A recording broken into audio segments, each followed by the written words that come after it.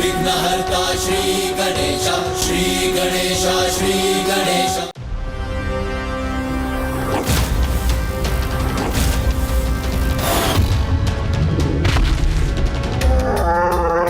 अद्भुत। ये पशु तो बल और बुद्धि दोनों ही रूपों में असाधारण है।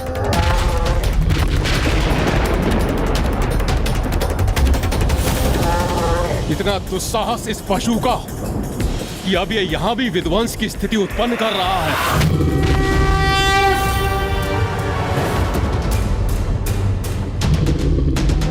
रुक जाओ सैनिकों। इसके लिए तुम सभी को अपना बल प्रयोग करने की कोई आवश्यकता नहीं।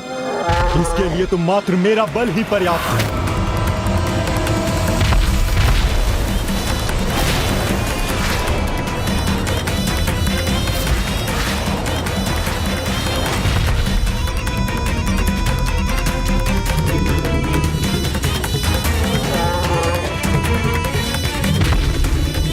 कदाचित हमारे अस्त्रों को देखकर इसकी बुद्धि उचित स्थान पर पहुंच गई है। उचित कहा, किंतु ये मेरा अपराधी है। इसे मैं कदापि जीवित नहीं रहने दूंगा। किंतु भ्राता, ऐसा अनूठा जीव आखेट के लिए नहीं अपितु नियंत्रण के लिए होता है। और वैसे भी आपने इसी के कारण अपने प्रिय मीन को खोया है, तो क्यों न इसे ही अपना वो जीव बनाकर सदैव अपने आदेशों का पालन करवाएं। ऐसा ही करना चाहिए। तो फिर प्रतीक्षा किस बात की? चलो भ्राताओं, आगे बढ़ो।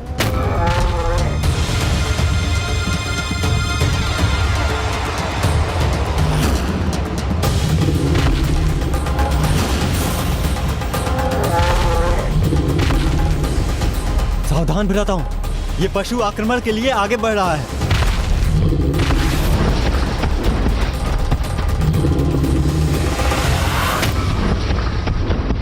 मेरे भ्राता कहाँ है? मैं अकेला कैसे रह गया इसके समक्ष?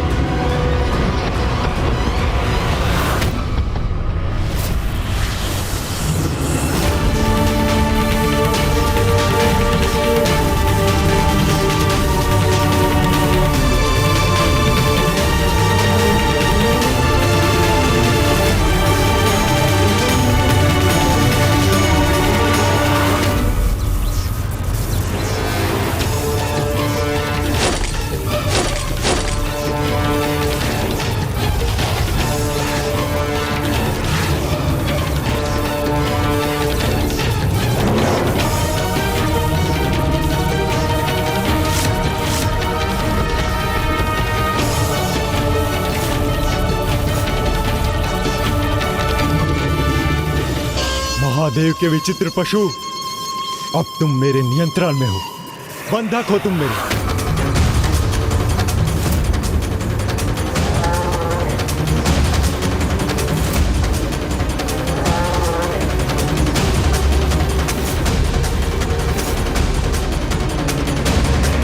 प्रभु, उनके जाल में उलझ गए। कैसे? क्यों? मूषक जी, प्रभु उनके जाल में नहीं अपितु उन पंच सुंदरियों के पंच पुत्र प्रभु के जाल में उलझ गए थे। प्रभु वृषभ तो स्वयं अपने प्रतिद्वंदियों के द्वारा उस रहस्य को उजागर करने जा रहे थे, अर्थात वे श्रीहरि नारायण पुत्रों के अहंकार का लाभ उठाकर वहां पहुंचने के लिए तत्पर थे जहां स्वयं श्री हरि नारायण स्थित थे। और यही थी प्रभु वृषभ की लीला, जो अब सभी के समक्ष उजागर होने जा रही थी, है ना लंकेश? चलो आगे बढ़ो।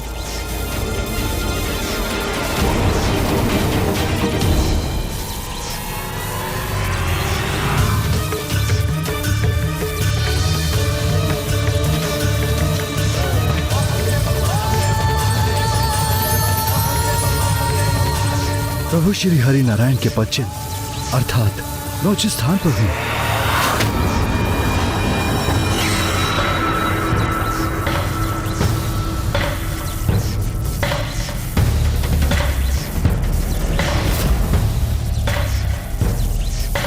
मुझे विश्वास है मैंने आपको ढूंढ ही लिया श्री हरि नारायण। आपके दर्शन हेतु मैं जितना अधीर, उत्साहित और भावुक हो रहा हूँ, मुझे पूर्ण विश्वास है आप भी मेरे दर्शन पाकर उतने ही उत्साहित होंगे।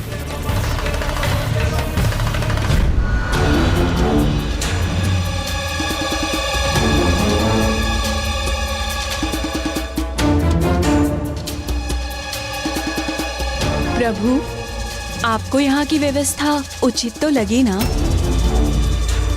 हमने ये सब यहाँ इस कक्ष में विशेष रूप से आपके स्वागत हेतु किया है।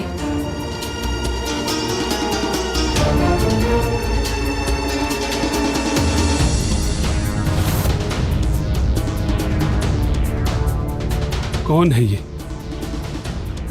किसके आगमन का आभास हो रहा है मुझे?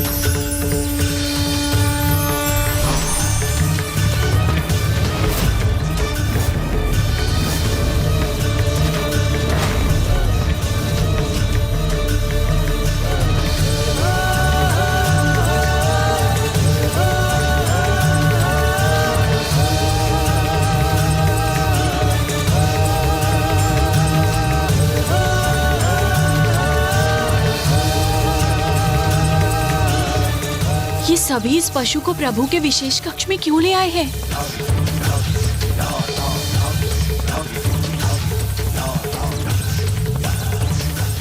ये नारियां कौन हैं जो मेरे प्रभु श्री हरि नारायण के चारों ओर उनकी सहभागियों के समान स्थित हैं?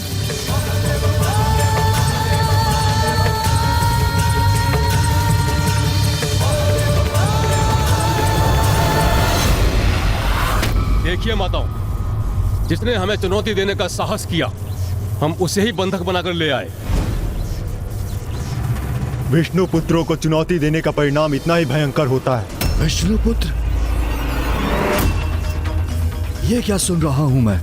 माताओं, विष्णु पुत्र अर्थात?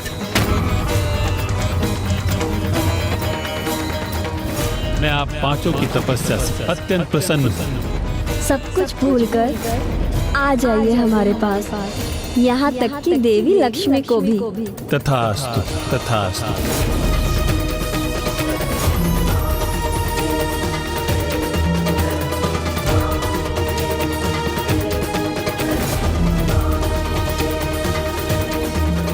अर्थात प्रभु श्री हरि नारायण तो सब कुछ भूल चुके हैं, मुझे भी। किंतु ऐसा कैसे संभव हो सकता है? मेरे प्रभु मुझे कैसे भूल सकते हैं? कदाचित मैं अपने वास्तविक रूप में नहीं, इसलिए वो मुझे पहचानने में असमर्थ है। पुत्रों, इस विचित्र, मायावी और भयंकर पशु को यहाँ क्यों ले आए? इस गुप्त कक्ष में?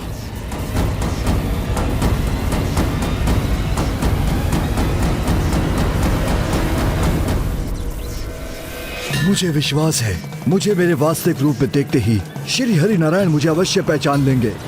क्या तुम सभी इतना भी समझने में असमर्थ हो कि ये पशु के रूप में कोई भी हो सकता है? ऐसे छद्म वेश में यहाँ किसी का आगमन होगा, इसी बात का तो भय था हमें। और तुम उसे यहीं ले आए, इस गुप्त कक्ष में?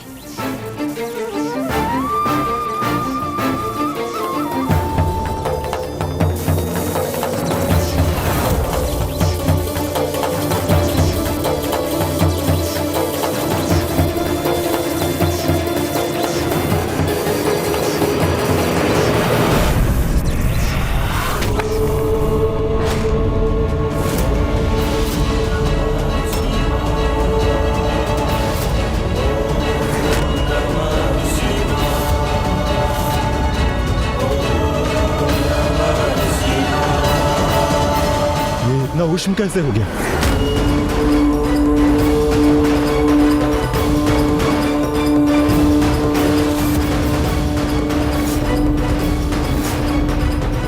आश्चर्य, ऐसी उष्णता इसमें से कैसे उत्पन्न हुई जिसने इस धातु को ही भस्म कर दिया? हमने तुम्हें सावधान किया था कि इस छद्मवेश में कोई भी हो सकता है। अवश्य ही ये इसकी माया का परिणाम है। देवी उचित कह रही है। कौन है आप? अपने वास्तविक रूप में आइए।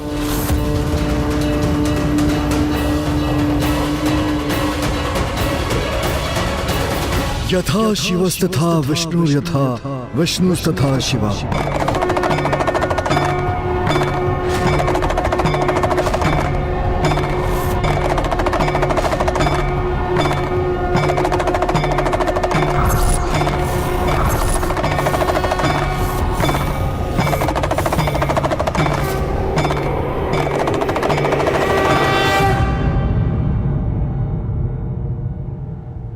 यथा शिवस्तथा विष्णु यथा विष्णुस्तथा शिवा।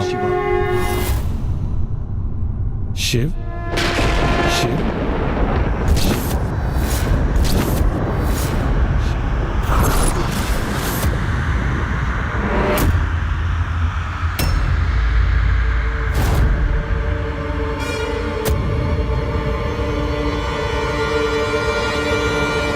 यथा विष्णुस्तथा शिवा। अंतरम शिव विष्णुरवा पनाक्पी न विद्यते। आप भी मैं हूं और मैं भी आप ही हूं। हम दोनों में कोई भेद नहीं।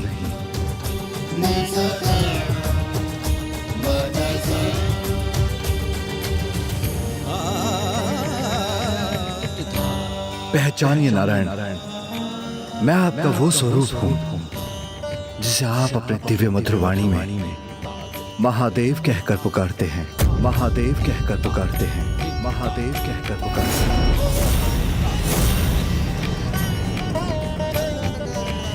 अर्थात जिसकी आशंका थी हमें वही हुआ। महादेव छल से हमारे प्रभु को अपना स्मरण कराकर उन्हें हमसे छीनने आए हैं।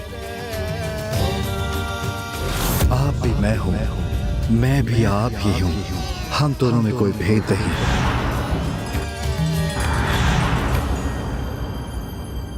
हे श्री हरि नारायण, क्या आप अभी भी मुझे अपने महादेव को पहचानने में असमर्थ हैं? मैंने आपको पहचान लिया महादेव। मैंने आपको पहचान लिया महादेव। मैंने आपको पहचान लिया महादेव।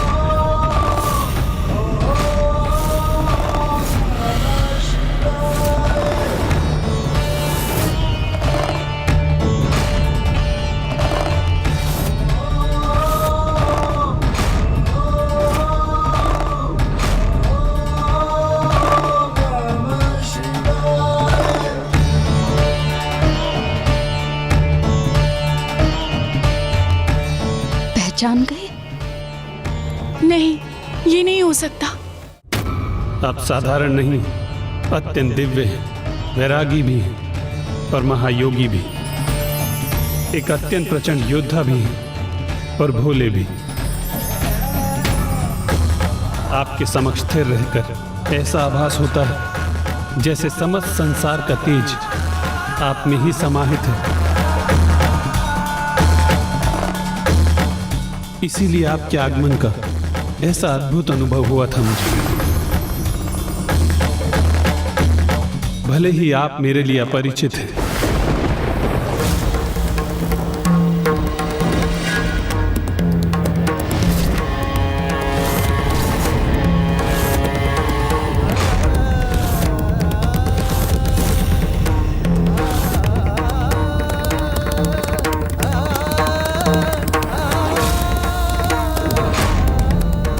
किंतु फिर भी ऐसा भाव उत्पन्न होता है कि आपका और मेरा अनंत काल से कोई संबंध है।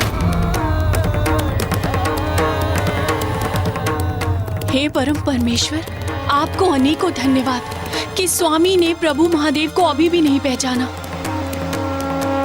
आपसे भेंट करने के उपरांत मुझे ये तो ज्ञात हो गया है कि आपका न मुझसे न ही इस समुद्र पाताल लोक से कोई शत्रुता है। अवश्य आपको बंधक बनाने में मेरे ही पुत्रों से कोई भूल हुई।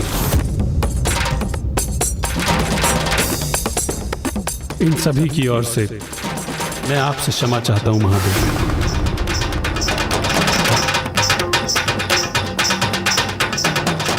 ये तो हमारा सौभाग्य है कि आप जैसे महायोगी के कमल चरण इस पाताल लोक पर पड़े। अब यदि आप यहाँ रुककर हमारा आतिथ्य स्वीकार करना चाहते हैं तो उसकी समूची व्यवस्था की जाएगी, किंतु यदि आप अपनी यात्रा पूर्ण करने हेतु यहाँ से प्रस्थान करना चाहते हैं तो मेरे पुत्र आपको पाताल लोक के द्वार तक सम्मानपूर्वक छोड़कर आएंगे। नारायण ने मेरी समस्त विशेषताओं को तो पहचान लिया, किंतु मुझे नहीं पहचान सके। ये कैसी विडंबना है। महादेव, आपके दर्शन प्राप्त कर मुझे अत्यंत प्रसन्नता हुई। पुत्रों, ये हमारे अतिथि हैं और जब तक ये यहाँ हैं इनके सम्मान में कोई कमी नहीं रहनी चाहिए।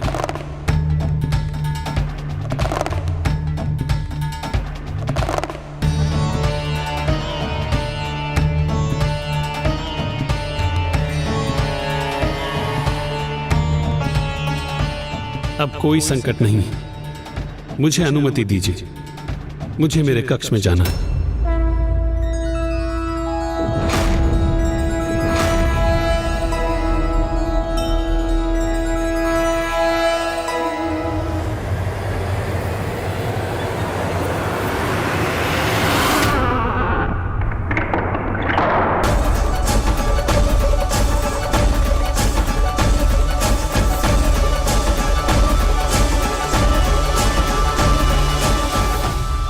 करते भी तो क्या, प्रभु श्री हरि नारायण तो अपने वरदान से ही बंधे हुए थे, इसीलिए वो सब कुछ भूल चुके थे।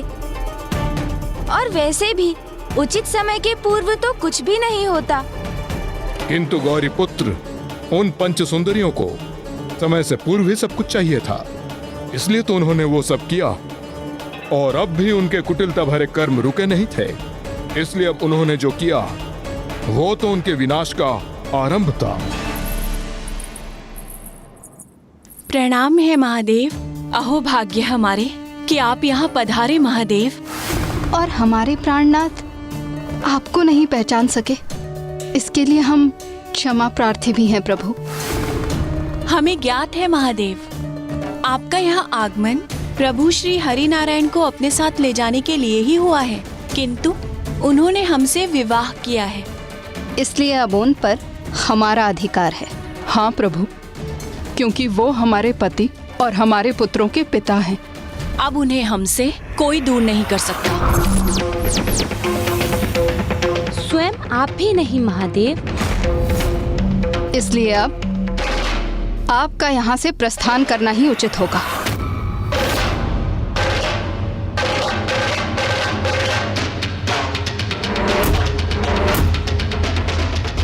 प्रभु, आप ना कुछ कह रहे हैं और ना ही यहाँ से प्रस्थान कर रहे हैं, एवं ना ही आप हमारी ओर देख रहे हैं। आप किस विचार में हैं महादेव?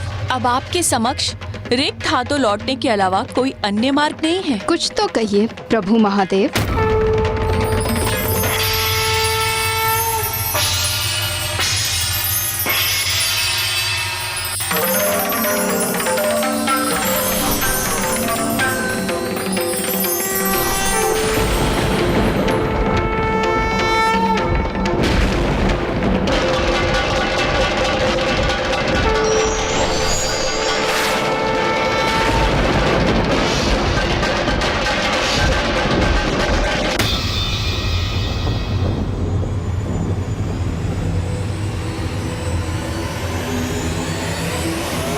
हे देवी, इस अत्यंत महत्वपूर्ण समय में हमें दर्शन देने हेतु आपका कोटि कोटि धन्यवाद।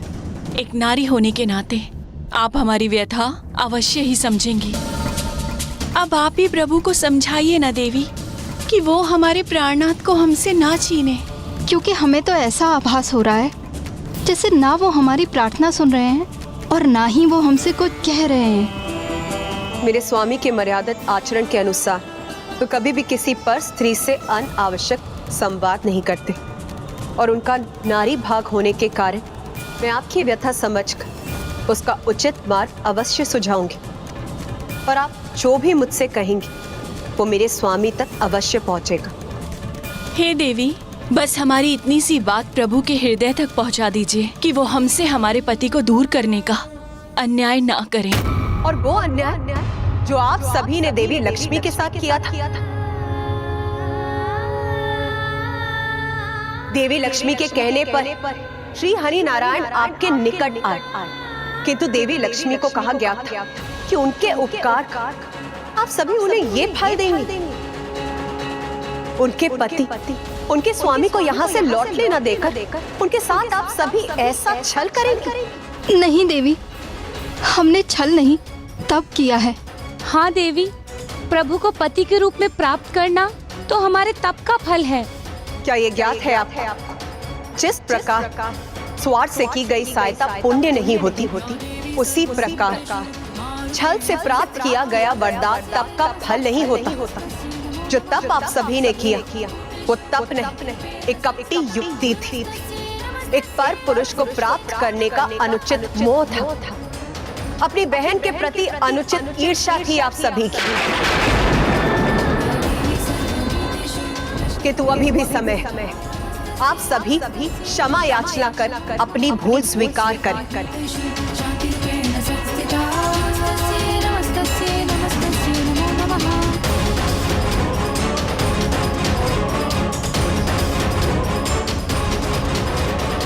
अन्यथा आपके इस छल का अत्यंत भयंकर परिणाम होगा।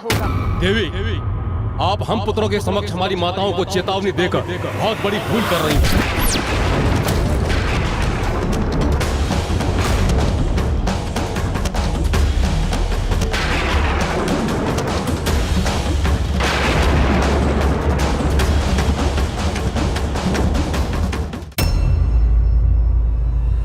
हमारे समक्ष क्रोध प्रदर्शन करने से क्या लाभ देवी? क्योंकि अब ना तो आप और ना ही महादेव हमसे हमारे स्वामी, हमारे प्राणनाथ को दूर करने में समर्थ होंगे। हाँ देवी, क्योंकि जब पूर्व में आपके स्वामी ने इसका प्रयास किया था तो हमारे पुत्रों ने उन्हें बंदी बना लिया था। हाँ, जो प्रभु विष्णुदेव के भी पुत्र हैं एवं उन्हीं के समान शक्तिशाली भी हैं। इस बार आप भी प्रयत्न कर लीजिए, किंतु सफलता तो आपको भी प्राप्त नहीं होगी। फिर चाहे आप दोनों ही उनसे युद्ध भी क्यों ना कर लें।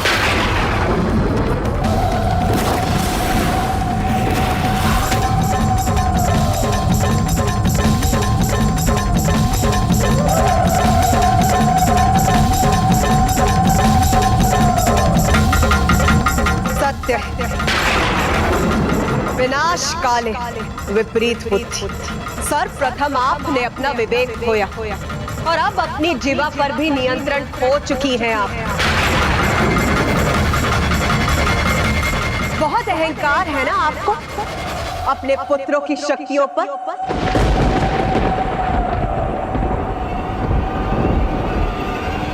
फिर उचित, अब आप सभी ने जो कहा वही होगा। युद्ध भूमि में निर्णायक संग्राम होगा।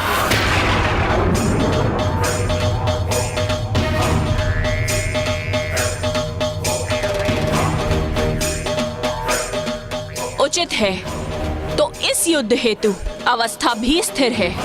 यदि हमारे पुत्र महादेव को इस युद्ध में पराजित करने में सफल रहे तो महादेव प्रभु श्री नारायण को हमसे दूर करने हेतु कभी भी हमारे जीवन में हस्तक्षेप नहीं करेंगे।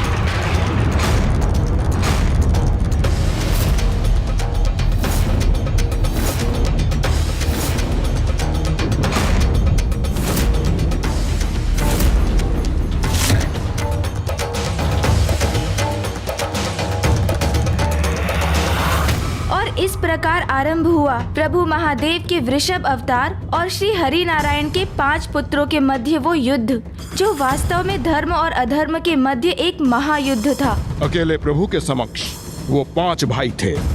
उस अवस्था में भी वो विष्णु पुत्र किसी अन्य से भी सहायता प्राप्त करने उन्हें भी अपने साथ ले आए।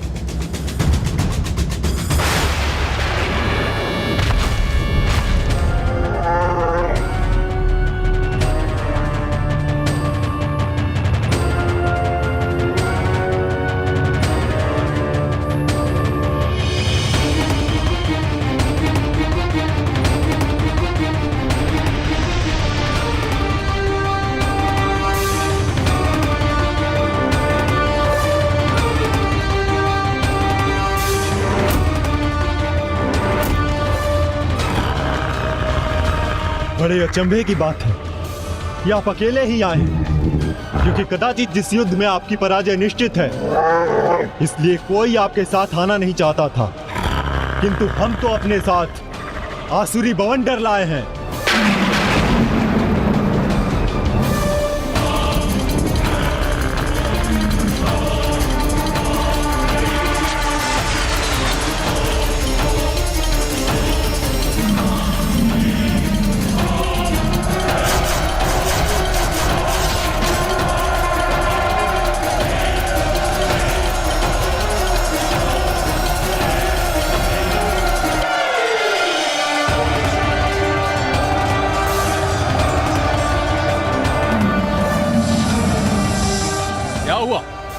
आप वास्तव में क्रोधित हो रहे हैं अथवा मात्र अपने भय को छिपाने हेतु क्रोध का प्रदर्शन भर कर रहे हैं? कदाचित अपने समक्ष इतनी विशाल सेना को देखकर विचलित हो उठे हैं आप।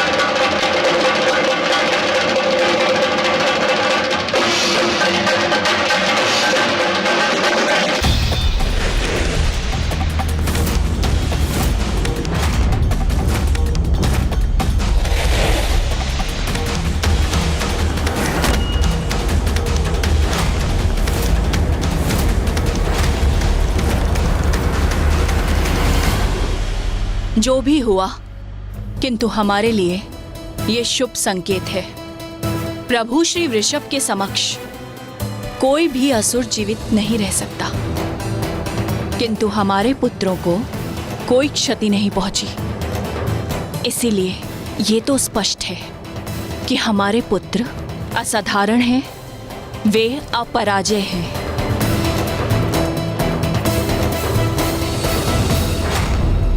बस बहुत हुआ, अब तुम नहीं, हम वार करेंगे।